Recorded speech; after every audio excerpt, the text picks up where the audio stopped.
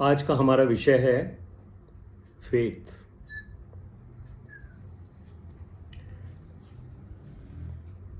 आज के ज़माने में हर इंसान हर बात का प्रमाण मांगता है, प्रूफ।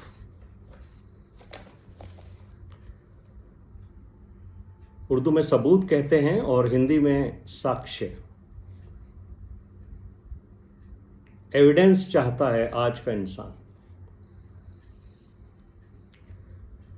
लेकिन अगर आप प्रूफ और फेथ इन दोनों के अल्फ़ाबेट काउंट करेंगे तो दोनों के 5 अल्फ़ाबेट्स हैं। लेकिन इन दोनों में आसमान ज़मीन का फ़र्क है। एक सबूत मांगता है, एविडेंस, ताकि आंखों से देखे, और एक बिना आंखों से देखे, बिना सबूत को देखे आगे बढ़ता है। इसे फेथ कहते हैं। आज संसार में ऐसे लोगों की संख्या बहुत ज्यादा है जो अपनी आंखों से एविडेंस देखने के बाद ही विश्वास करते हैं। यीशु मसीह से भी बहुत सारे लोग उस जमाने में एविडेंस मांगते थे, चिन्ह मांगते थे। मत्ती का 12वां अध्याय उसके 38 और 39 पद में यहां पर इस बात का जिक्र है कि कुछ शास्त्री और फरीसियों ने यीशु मसीह से कहा, हे गुरु, हम तुझसे एक चिन्ह देखना चाहते हैं। यीशु मसीह ने क्या उत्तर दिया था उन्हें? ये दुष्ट और व्यभिचारी पीढ़ी चिन्ह मांगती है। और जो लोग बिना चिन्ह देखे विश्वास करने वाले नहीं थे कि ये मसीही है, वो मसीह की राह तो देख रहे थे, लेकिन मसीह होने का उनको प्रमाण चाहिए, विश्वास नहीं है, एविडेंस चाहते हैं। इसलिए यीशु मसीह ने कहा था कि इस युग के लोग बुरे हैं जो चिन्ह मांगते हैं, लेकिन हम बिलीवर्स हैं। और बाइबल फेथ की एक अनोखी परिभाषा हमें सिखाती है। Hebrews chapter 11 verse 1। एक व्यक्ति जो प्रभु यीशु मसीह पर विश्वास करके अपने जीवन में आगे बढ़ रहा है, उसे समझ लेना चाहिए कि विश्वास यानी फेथ की डेफिनेशन यही है जो इब्रानियों 11:1 में लिखी है। और मैं NIV का वर्जन आपके लिए पढ़ रहा हूं। Now faith is confidence in what we have for and assurance about what we do not see। बहुत ही खूबसूरत तरीके से ये डेफिनेशन दी गई है। विश्वास आशा की हुई वस्तुओं का निश्चय और अनदेखी वस्तुओं का प्रमाण है। फेथ की डेफिनेशन में 3 खास बातें आपको मिलेंगी। यानी अगर मैं ये कहूं कि faith is also Trinity, faith में भी ट्रिनिटी है। तो पहली चीज क्या है? फर्स्ट, जिस बात पर आपने विश्वास किया है वो आपको भविष्य में प्राप्त हो जाएगी। यह है यहोवा परमेश्वर। यिर्मयाह का 29वां अध्याय उसके 11वें पद को हम बहुत कोट करते हैं और हमें बहुत अच्छा लगता है। यिर्मयाह चैप्टर 29 वर्स 11, जो कल्पनाएं मैं तुम्हारे विषय में करता हूं उन्हें मैं जानता हूं। देखिए, परमेश्वर के प्लान्स हैं ये, और परमेश्वर ने हमारे लिए योजनाएं बनाई हैं, हर विश्वासी के लिए उसने बनाई हैं। और जो समय है उसके जीवन का उस समय परमेश्वर वो योजनाएं और जो इच्छाएं एक विश्वासी करता है उसको वो पूरी करता है। तो यहां पर जो वर्ष है, जो पद है, वहां लिखा है जो कल्पनाएं मैं तुम्हारे विषय करता हूं उन्हें मैं जानता हूं, वे हानि की नहीं है। अब परमेश्वर जो हमारे लिए योजनाएं बनाता है वो हमारी हानि की हो ही नहीं सकती। लेकिन परमेश्वर का वचन कहता है, यहोवा परमेश्वर कहता है वो कुशल ही की हैं और अंत में तुम्हारी आशा पूरी करूंगा। What a assurance. और NIV क्या लिखता है, I know the plans I have for you. खुदा के प्लान्स मेरे लिए, आपके लिए, डिक्लेयर्स द लॉर्ड, ये खुदा ने कहा है। तो इसमें फेथ में पहला हिस्सा जो ट्रिनिटी का है वो खुदा का है। और दूसरी बात, जो चीज आज आपको दिखाई नहीं देती है उस पर भरोसा रखना ही प्रमाण है। और ये है जो फ्यूचर में आपकी आंखें खोलता है, होली स्पिरिट। जो आज दिखाई नहीं देती है वो है होली स्पिरिट का काम। जब होली स्पिरिट हमारी आईज को ओपन करती है तब हमें वो चीज दिखती है जो आज हम अपनी फिजिकल आईज से नहीं देख पाते। और यहां पर आपको याद होगा जब हम बाइबल में पढ़ते हैं, एलिशा का जो सेवक था गहेजी, उसने जब सुबह एक दिन आंख खोली तो देखा चारों तरफ पहाड़ के दुश्मन की सेनाएं घेर के पड़ी हैं एलिशा को उठाने के लिए, और डर गया वो। और घबराकर उसने अपने स्वामी से कहा, मालिक अब हम बर्बाद हो जाएंगे क्योंकि हम चारों तरफ से घिरे हुए हैं। और एलिशा ने कहा, ए यहोवा परमेश्वर इसकी आंखें खोल दे कि ये देखे कि जो हमारी तरफ है वो उनसे, जो हमारे दुश्मन हैं, हमारे विपरीत हैं, उनसे बड़ा है। और जब खुदा ने, यहोवा परमेश्वर ने गेहजी की आंखें खोली तब उसने देखा कि स्वर्गदूतों की सेना ने चारों तरफ से घेर रखा है। ये तो ओल्ड टेस्टमेंट की बात है, लेकिन आज जब तक होली स्पिरिट मेरी और आपकी आंखें ना खोले तब तक हम फ्यूचर को देख नहीं सकते। और तीसरी बात है, आपको इसमें यीशु मसीह दिखाई देगा फेथ में। जो लोग, जो विश्वासी यीशु मसीह पर भरोसा करते हैं, जो उसकी बातों के लिए, जो अपने कामों के लिए अपनी प्रार्थना, अपने निवेदन को उसके सम्मुख रखते हैं विश्वास के साथ, वो उनको जरूर मिलेगी। और एक दिन वो अपने फेथ का एविडेंस अपनी फिजिकल आईज से देखेंगे और अपने हाथों से छूकर कहेंगे, यही है वो चीज जो मैंने विश्वास से मांगी थी और आज मैं ये गवाही देता हूं, ये मेरी टेस्टिमनी है कि मेरे विश्वास का प्रमाण मेरी आंखों के सामने। यही है मेरे प्रिय भाइयों और बहनों कि जब मैं और आप यीशु मसीह से प्रार्थना करके किसी चीज को मांगते हैं तो विश्वास कर लें कि समय आने पर प्रभु यीशु मसीह आपकी आंखों के सामने आपके विश्वास का सबूत रखेगा और आप कहेंगे, I have seen the evidence of my faith. यह है फेथ।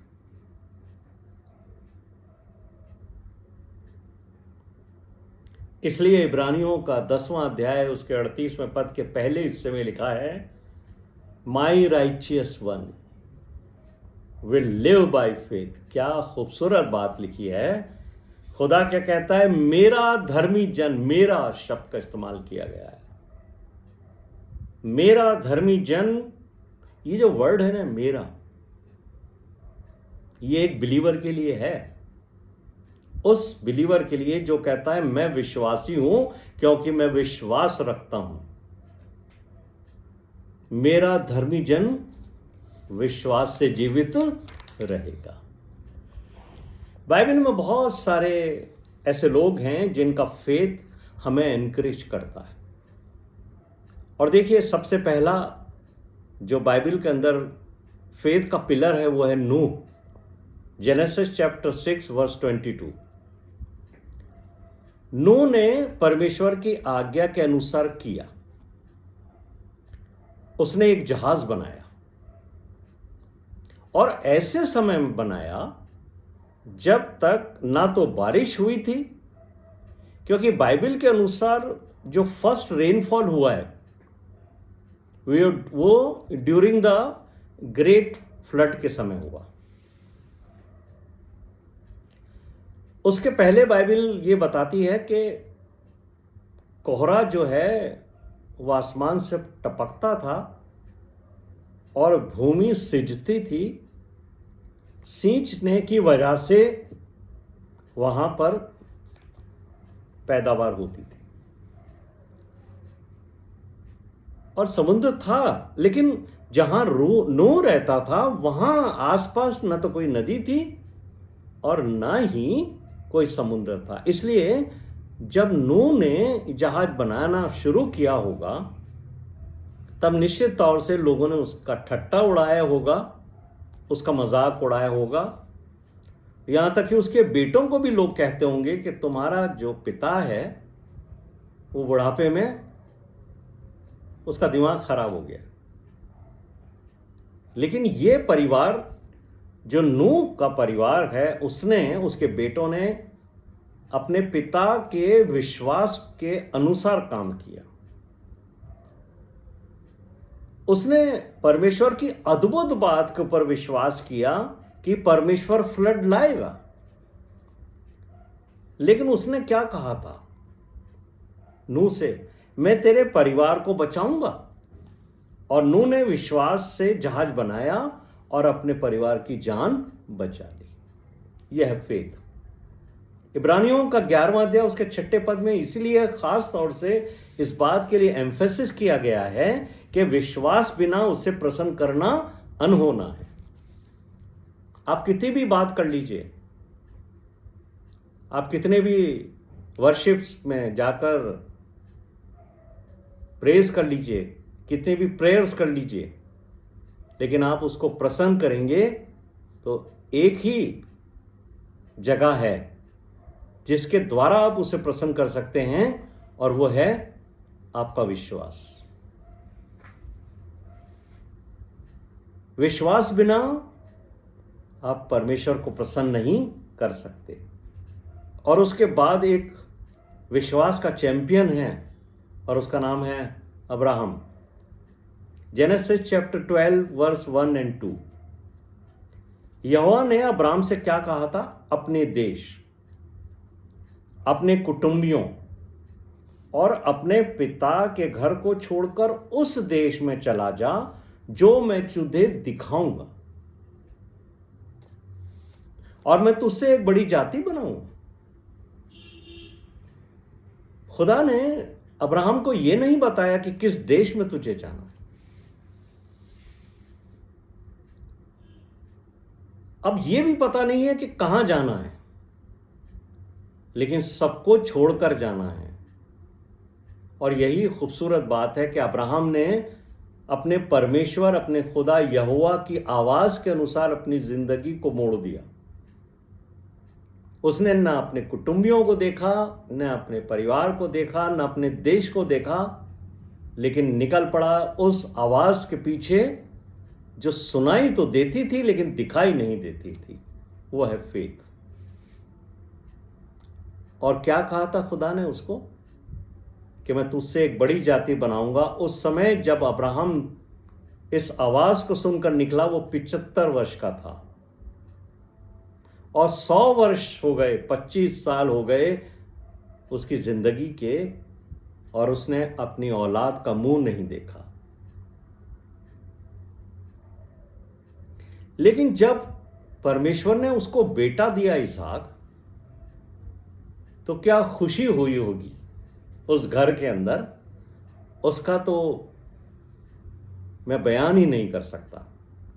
लेकिन ये खुशी ज़्यादा ठहरी नहीं, कुछ सालों में ही परमेश्वर ने उससे एक बड़ी बात कही कि तेरे बेटे इसहाक को मेरे लिए बलि कर दे। एक साधारण इंसान के लिए यह समझना बहुत मुश्किल है कि मेरे बेटे को कुर्बान हो जाने के बाद मेरा वंश कैसे चलेगा। परमेश्वर ने तो कहा है मैं तुझे जातियों का मूल बनाऊंगा। ये तो वही परमेश्वर है जिसने बाहर निकालकर आकाश के तारागण दिखाकर अब्राहम से कहा था तेरा वंश ऐसा होगा, और मेरा बेटा इसहाक अगर मैं इसको बलि कर दूंगा तो इससे मेरा वंश आगे बढ़ेगा कैसे। एक साधारण मनुष्य ही सोचता, लेकिन अब्राहम यहोवा परमेश्वर पर इतना विश्वास रखता था कि उसने इसहाक की कुर्बानी में रिजरेक्शन को देखा है। इसलिए इब्रानियों का लिखने वाला 11वें अध्याय के 18 और 19 पद में यह बात कहता है, हिब्रूज चैप्टर 11 वर्स 18 और 19 में, कि परमेश्वर, ये उसका विश्वास है। किसका? अब्राहम का। अगर मैं अपने बेटे को बलि चढ़ा भी दूंगा, मैं चढ़ाऊंगा। उसने अपना हाथ बढ़ाकर और छुरे को उस लड़के की गर्दन पर रख दिया। लेकिन उसको यह विश्वास था कि परमेश्वर में वो शक्ति है कि मरे हुए को भी जिला सकता है। यह है फेथ। आज परमेश्वर पिता मेरी ओर और आपकी ओर देखता है। हमारा विश्वास कैसा है? क्या हमारे पास सच्चा विश्वास है? अगर पूछा जाए तो हम जितने भी अभी जूम मीटिंग में लार्जर फैमिली में जुड़े हुए हैं, वो सब ये कहेंगे कि हमारा विश्वास सच्चा है। लेकिन मेरे प्रिय भाइयों और बहनों, विश्वास की परख तब होती है जब या तो हमारे जीवन में गंभीर समस्याएं आए, गंभीर बीमारियां आ जाएं, या अनहोनी घटनाएं हमारे जीवन में घट जाएं, तब हमें पता पड़ता है कि हमारा विश्वास कितना है। हमारा विश्वास टेस्ट ही जब होता है।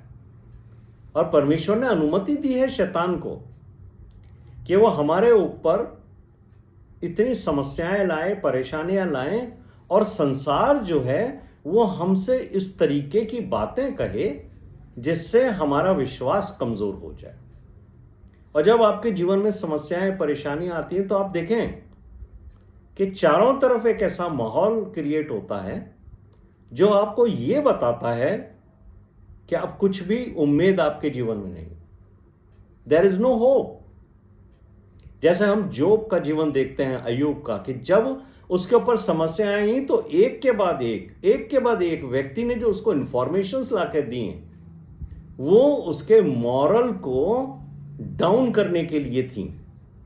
अगर कोई भी व्यक्ति मेरे और आपके जैसा जोब की जगह हो और उसके परिवार की, उसकी संपत्ति की, और ये जितनी भी बातें उस तक, जितने भी मैसेंजर्स आए थे, अगर मैं और आप भी सुनते तो हम भी अपने विश्वास में कमजोर हो जाते।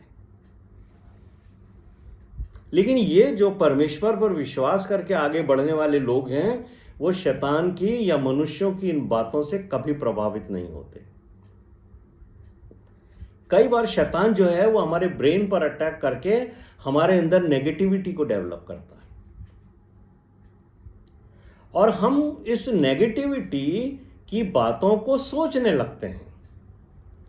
और बाइबल के बड़े बड़े स्कॉलर्स इस बात को कहते हैं कि हमारे मन में जितने भी नेगेटिव थॉट्स आते हैं और जिनकी वजह से हम एक नेगेटिव कंसेप्ट में चले जाते हैं, नेगेटिविटी में सोचने लगते हैं कि अगर ये हुआ तो क्या होगा, ये हुआ तो क्या होगा। मेरे प्रिय भाइयों और बहनों, 95% जो नेगेटिव थॉट्स हमारे ब्रेन में शैतान डालता है, उसमें से 95% कभी भी पूरे नहीं होते हमारे जीवन में। जो विचार नेगेटिव थॉट्स हमारे ब्रेन में आते हैं, 95% थॉट्स कभी भी हमारे जीवन में पूरे नहीं होते, या मैं कहूं कि कभी वो बातें आती ही नहीं हैं। लेकिन वो सिर्फ हमारे चारों तरफ ऐसी नेगेटिविटी को डेवलप करता है ताकि हम अपना फेथ लूज कर जाएं। हाँ, कुछ घटनाएं हो सकती हैं, लेकिन 5% है उसका स्कोर जो कभी कोई प्रॉब्लम आपके लाइफ में आएगा। लेकिन अगर आप नेगेटिव थॉट्स के थ्रू सोचना शुरू कर दो, फिर शैतान आपको नेगेटिविटी की ओर बढ़ा लेता है, और वहां पर हम इन बातों को सोचकर परेशान हो जाते हैं और ये भूल जाते हैं कि परमेश्वर हमारे साथ है। अरे we are his chosen people, उसने कहा है मैंने तुम्हें चुना है। तो ये जो अश्योरेंस है वो भी हम भूल जाते हैं और हम नेगेटिव थॉट्स की ओर बढ़ने लगते हैं, नकारात्मक सोच बढ़ जाती है। लेकिन पौलुस जो हैं, ऐसे समय में जब एक विश्वासी के जीवन पर उसके फेथ पर अटैक होता है, तो रोमन्स चैप्टर 8 वर्स 28 के अंदर बहुत ही बेहतरीन और बहुत ही खूबसूरत बात वो कहते हैं। पौलुस कहते हैं हम जानते हैं, ये एक्सपीरियंस है हर विश्वासी का, हम जानते हैं कि जो लोग परमेश्वर से प्रेम रखते हैं उनके लिए सब बातें मिलकर भलाई ही को उत्पन्न करती है। चाहे परेशानियां हो, चाहे नेगेटिव इंफॉर्मेशन आ रही हो, सब तरह की बातें हमारे लिए भलाई ही को उत्पन्न करती हैं। और हम आज उस घटना के ऊपर भी अपना ध्यान फोकस करेंगे जो यीशु मसीह की प्रेजेंस में उसके चेलों के साथ हो गई। यीशु मसीह अपने चेलों के साथ नाव पर है, और जो हमारी बेटियों ने पढ़ा, शेरोन ने Mark, gospel of Mark chapter 4 verse 35 से 40-41 तक उसने पढ़ा। ये सेम दृष्टांत आपको, ये जो घटना है, सच्ची घटना है ये आपको लूक में भी मिलेगी। लूक चैप्टर 8 वर्स 22 से 25 में भी। ये एक बार की ऐसी घटना बाइबल में लिखी है कि यीशु मसीह चेलों के साथ नाव पर है और आंधियां आई हैं और नाव में पानी भरने लगा है। और इंग्लिश की बाइबल के अंदर लिखा है NIV में, दे वर इन रियल डेंजर। ये कोई सपना नहीं था। डेंजर, कुछ वर्जन हैं बाइबल के जिसमें तो डेंजर वर्ड लिखा है, कहीं ग्रेट डेंजर लिखा है, और किंग जेम्स वर्जन के अंदर तो जे पार्डी लिखा है। तो कहने का मतलब है रियल डेंजर फेस किया उन लोगों ने। और चेलों ने तुरंत यीशु मसीह के पास जाकर कहा, स्वामी हम नाश हुए जाते हैं। Luke chapter 8:24। यीशु मसीह उठे, उन्होंने चेलों से कुछ नहीं कहा। यह बहुत ही खूबसूरत बात है जो समझने की है। यीशु मसीह उठे, जैसे ही उनको यह मालूम हुआ कि चेले घबराए हुए हैं और वो कह रहे हैं कि हे स्वामी हम नाश हो रहे हैं, यीशु मसीह उठे, उन्होंने चेलों से कुछ नहीं कहा, लेकिन आंधी और पानी की जो लहरें थी उन्हें डांटा, रिबुक्ड, और वो थम गए और चैन हो गया। लेकिन फिर उसने अपने चेलों से पूछा, तुम्हारा विश्वास कहां था? Where is your faith? यह है यीशु मसीह का सवाल। मेरे प्रिय भाइयों और बहनों, यीशु मसीह के चेले भी इंसान ही थे ना, हमारी तरह साधारण ही तो लोग थे वो। लेकिन यीशु मसीह ने अपने चेलों को डांटा नहीं है, उसने आंधी और तूफान को डांटा है, लहरों को डांटा है। ये जो लहरें हैं ये शैतान की पावर को डिमॉन्स्ट्रेट करती हैं। लेकिन यीशु मसीह ने अपने चेलों को, वो जानते हैं, आज भी यीशु मसीह मेरे और आपके बारे में जानते हैं कि जब समस्याएं बढ़ती हैं, परेशानियां बढ़ती हैं, तो इंसान घबरा जाता है। मत्ती का 8वां अध्याय उसके 24वें पद में भी ये बात लिखी है। ये घटना आपको गॉस्पेल ऑफ मैथ्यू में भी मिलेगी। Gospel of Matthew chapter 8 verse 24 में लिखा है, एक ऐसा बड़ा तूफान उठा, टेम्पेस्ट, वहां लिखा है किंग जेम्स वर्जन में, अ ग्रेट टेम्पेस्ट अरोज। यह है शैतान की शक्ति, अरोज। जब कभी भी हमारे ऊपर शैतान अटैक करता है ना, हमारे जीवन में तूफान खड़ा कर देता है, तब हमारा फेथ टेस्ट होता है। उस समय हम कैसा व्यवहार करते हैं ये यीशु मसीह देखता है। यदि हम घबरा जाते हैं, उस सिचुएशन में डर हमें लगने लगता है, अब कुछ नहीं बचा, अब कुछ नहीं हो सकता, अब तो मेरी जान के ऊपर खतरा है। जैसे यीशु मसीह के जो चेले थे, वो घबरा गए, हम तो नाश हो गए, अब हम जीवित नहीं रह पाएंगे। तब यीशु मसीह, अगर मेरे और आपके जीवन में भी ये सिचुएशंस आती हैं, जब हमें कहीं कोई होप नहीं होती है, तो यीशु मसीह मुझसे और आपसे यही प्रश्न करते हैं, वेयर इज योर फेथ, जो उसने अपने चेलों से किया था ना। क्यों डर गए हो तुम? यीशु मसीह ने अपने चेलों से एक ही बात पूछी थी, वेयर इज योर फेथ। डांटा नहीं उनको, कुछ नहीं कहा, लेकिन कहा क्यों डर गए हो तुम, मैं हूं ना तुम्हारे साथ। और अगर मैं तुम्हारे साथ हूं तो कोई तूफान तुम्हारे जीवन में ठहर नहीं सकता। तूफान आएंगे, परेशानियां तुम्हारी जिंदगी में आएंगी।